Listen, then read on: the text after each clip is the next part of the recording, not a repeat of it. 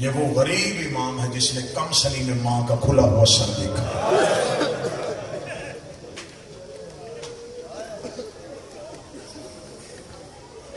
میری حاضری آپ کے چہروں کی زیارت ہو گئی, ذکر کی تلاوت ہو گئی.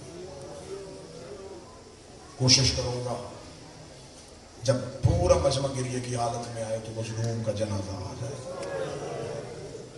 کیونکہ جنازے چیخوں میں اٹھتے ہوئے اچھا لگتا ہے. جو جنازہ گھر سے نکلی اور پیچھے سے چیخوں کی آواز نہ آئے, لوگ پوچھتے ہیں اس کا بیٹا بیٹی کوئی نہیں, اس جنازے کا وارث کوئی نہیں. میں کوشش کروں گا آج اٹھنا ہے حسین کے گھر سے حسین کے بیٹے کا جنازہ. سیدوں پہ واجب ہے تم ہائے بھی کہنا, تم ماتم بھی کرنا. امتی جتنا روئیں یہ ان کی مہربانی. بسم اللہ.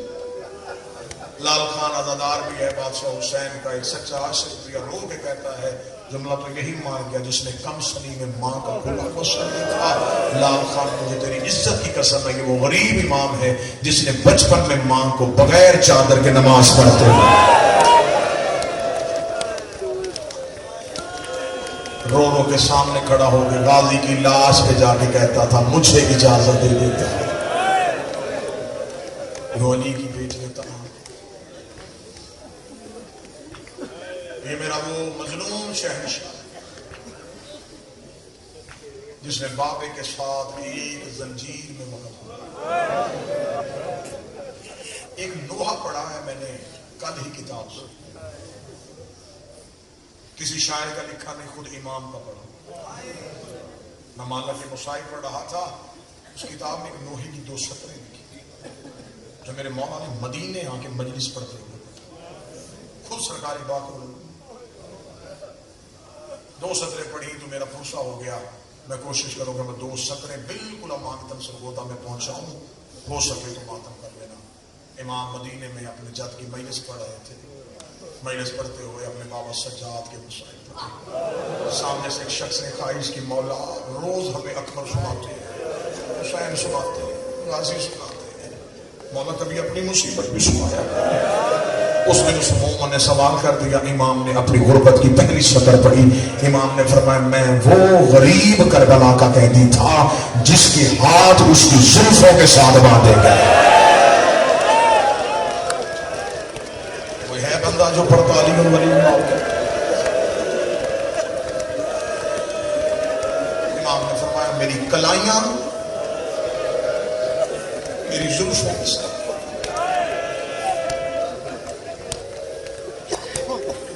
جو سید بیٹھے ہو مجھے رو کے بتانا, کربلا سے لے کے شام تک جو انہوں نے سفر کیا یہ ننگے پاؤں کیا, کیونکہ شام میں غریبہ جب خیمے کو آگ لگی کوئی پردہ بچانے کی خاطر دوڑا.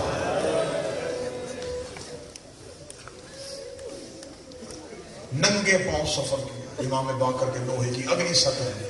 امام فرماتے شام کے بازار میں جب میں چلتا تھا میرے پاؤں پہ کانٹے چبھتے. میں بڑی احترام سے رک رک کے پڑھنے لگا ہوں, رونا تو اسی بندے نے جو نیت کر کے آیا.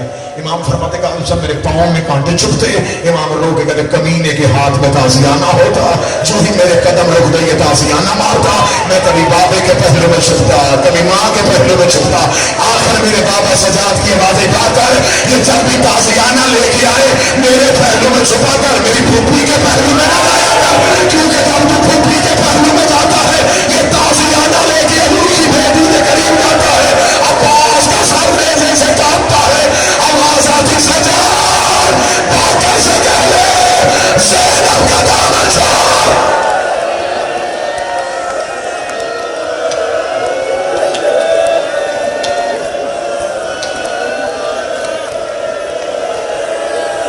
یہ وہ غریب امام ہے جس کی پھپھی بھی 4 سال کی. سید الساجدین نے سفر کیا پھپھی کے ساتھ, لیکن پھپھی کا حوصلہ سلامت. باقر العلوم نے اپنے جس پھپھی کے ساتھ سفر کیا وہ بھی 4 سال کی. پورے رستے زندان میں آئے تو ان ملونوں نے ایک رسی کے ساتھ دونوں حجتوں کو کہہ دیا. میں کوشش کروں گا میں ادب سے پڑھوں تاکہ کوئی آدمی زیادہ جذباتی نہ ہو اور میں شہادت تک پہنچ سکوں. بلایا چوتھے کو جاتا، پانچواں بھی ساتھ اٹھتا. مجبوری کچھ سیدوں کی اتنی ہو گئی، چوتھے کی کمر سیدھی ہوتی، پانچویں کے تلوے زمین سے اٹھ جاتے. رو کے کہتا بابا کمر جھکا، میرے گلے کی رسی تنگ ہو گئی. جتنی دیر زندان میں رہے سجاد رکوع کی حالت میں رہے.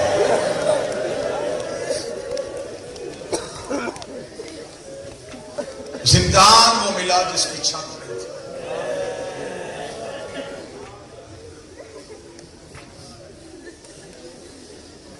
میں نے اپنی آنکھوں سے پڑھا ہے کہ شام میں ان ملونوں نے آل رسول کو، خانوادہ توحید کو انہوں نے اس زندان میں رکھا.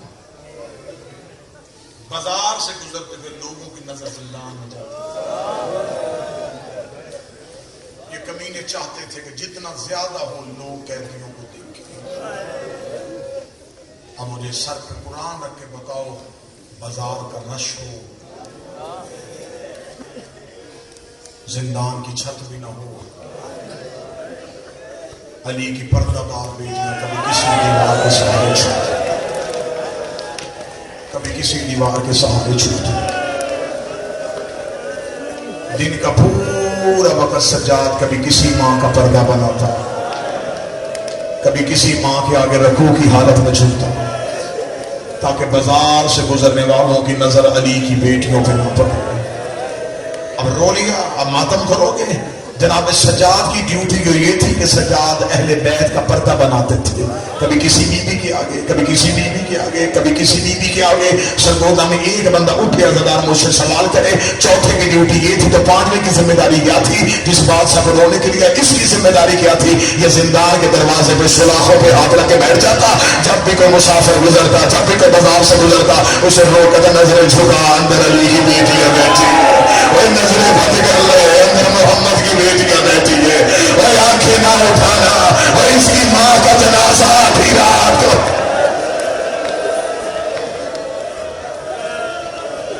لوگوں کی منتیں کرتا، پردہ بناؤ.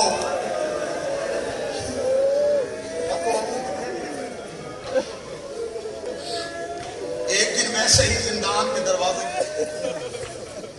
سید الشاہدین اہل حرم کے ساتھ دیوار کے ساتھ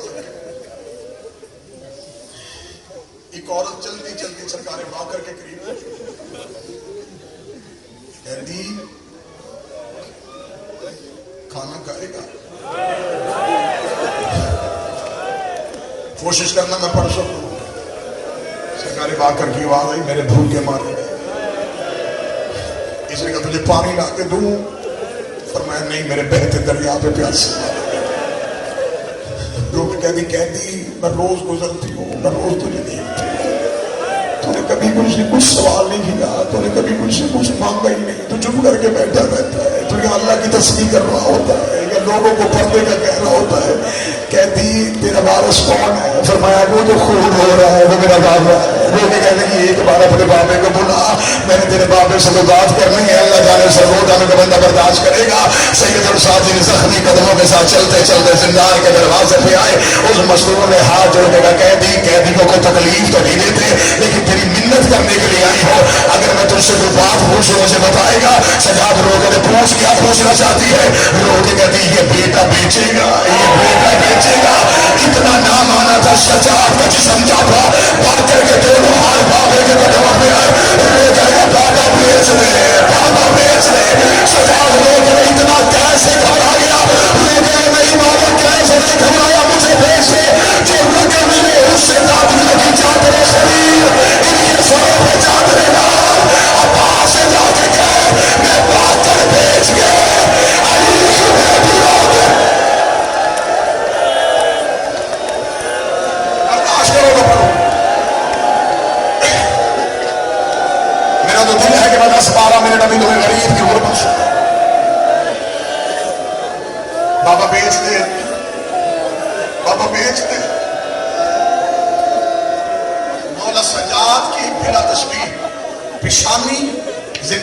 लाखों पे आई। मौला सजाद ने कहा क्यों लिया मेरी गैरत का इम्तिहान। वो औरत तड़प गई, कहती माफ कर दे, कहती माफ कर दे, कहती मुझे बददुआ न करना, कहती मेरी नीयत गलत नहीं थी। सजाद लोग कहते क्यों लेना चाहती थी, कहती तरफ के कहती मुझे हुसैन की कसम है, मैंने कहती घर में लेके जाना था, मैं इसे घर लेके जाती, इसके कपड़े तब्दील करवाती, मैं बेहतरीन सवारी पे इसे बिठाती। सजाद लोग कहते फिर क्या करती, रोकर उसी मदीने चली जाती। वहां मेरे मौला सजाद को अल्लाह ने बात कर दिया है। मैं जाके सजाद से कहती देख तेरे बाकर का गुलाम लेके आए हो। इतना जबरा कहना था, अली की बेटी की चीख आई, लोग कहती पहचान और ये गरीब बाकर।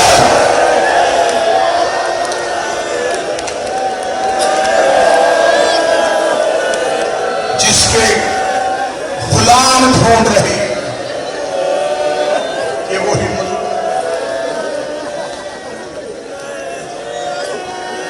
पलट के आ गए मदीने। हज के दिनों में जनाबे सरकार बाकर अज़ादारी करवा लेती। हज के वसीयत थी मना में अज़ादारी करवाना। जब लोग कुर्बानी के लिए मना में इकट्ठे होते, बाकर रो के कहते और जानवरों को पानी पिला के ज़िबा करते हो हमारे प्यासे हमारे।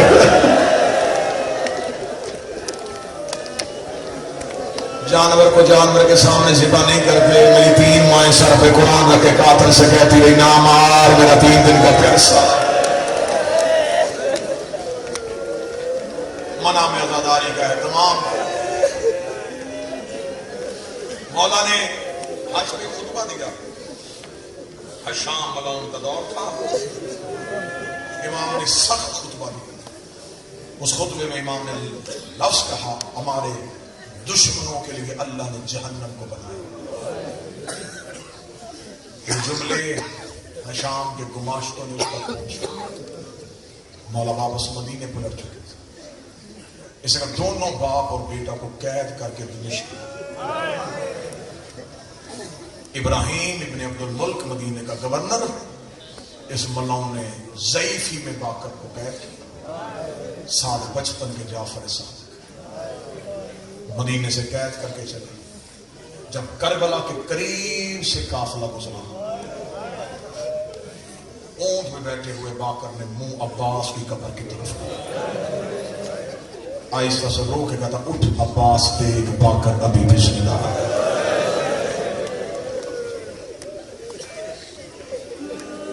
शाम के सदर दरवाजे में पहुंचे। यह मलाउन हशाम को मिलने के लिए गैर मुल्की वफद आया। उन्होंने कहा थोड़ी देर रुको, अभी कैदी दरबार में नहीं जा सकते, अभी गैर मुल्की वफद बैठे। किताबें कहती सिर्फ 3 घंटे का तवक्कुफ था। 3 घंटे सिर्फ जनाब बाकर होते। 3 घंटे के बाद जब उन्होंने कहा कि मेहमान चले गए, कह दिया उठो, जनाब बाकर की चीख निकली। जनाब जाफर साहब ने छोटे छोटे हाथ जोड़ के कहा बाबा ना रो, मैं तेरे साथ हूँ। तो कहते मैं इस बात पे नहीं रोया। और जाफर साहब सिर्फ 3 घंटे में रुकना था। इसी दरवाजे पे मेरी माँ ने 15,000 सुनी। हर बार रो के कहती सजा भी उसे पूछ दरबार में पेशी को कितनी देर।